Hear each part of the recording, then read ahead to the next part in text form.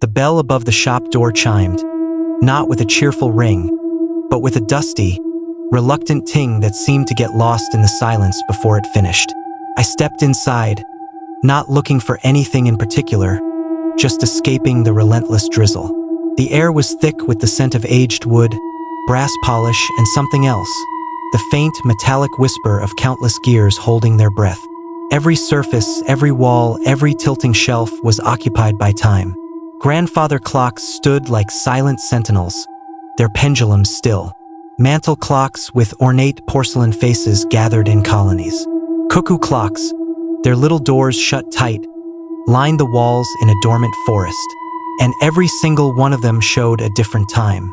For 17, 9:02, 12:45. A chaotic symphony of frozen moments. An old man emerged from behind a velvet curtain, his movements as precise and delicate as the mechanisms he tended. He was the proprietor, his eyes the same pale gray as the dust motes dancing in the slanted light from the window. "Looking for anything specific?"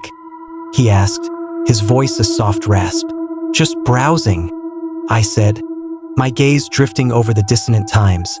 "They're all wrong." "Wrong?" He gave a slow, knowing smile. "No, they are all perfectly right. They don't show the time of day. They show the time of a significant event. For the person looking." A chill, unrelated to the damp weather, traced my spine. Significant event? Past or future? I didn't ask. Instead, I wandered deeper into the labyrinth. My fingers brushed over cool enamel, warm wood, and sharp edges of crystal. Then, tucked away in a small, shadowy alcove, I saw it. A small, simple pocket watch. The silver case was tarnished, unremarkable. I picked it up. It was lighter than I expected. I clicked it open. The face was stark white, the numerals black and slender. The hands were frozen at 11:59 p.m.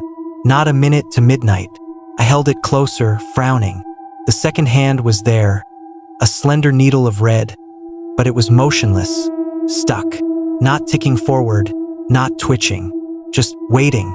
Curious, I brought it back to the old man who was polishing a large gear with a soft cloth. "What about this one? What event does 11:59 represent?" He took the watch from my palm.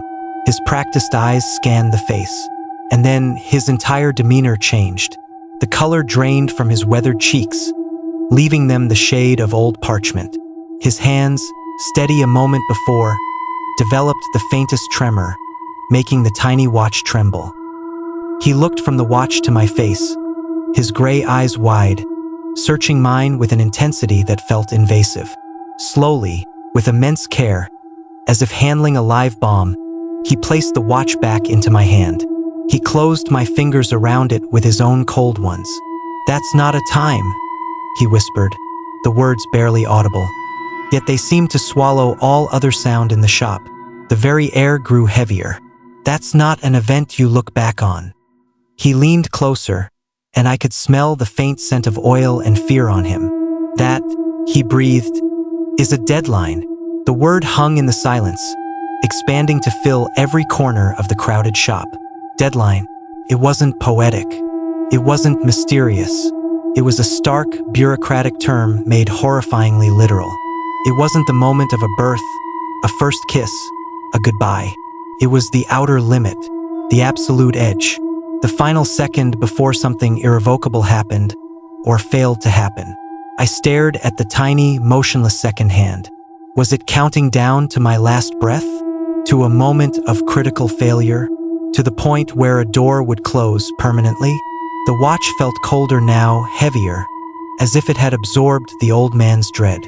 The peaceful, chaotic array of times around me suddenly felt like a chorus of random lives, while I now held a single, precise, and terminal point. The proprietor took a shaky step back, putting the polished counter between us, as if the watch emitted a contagion.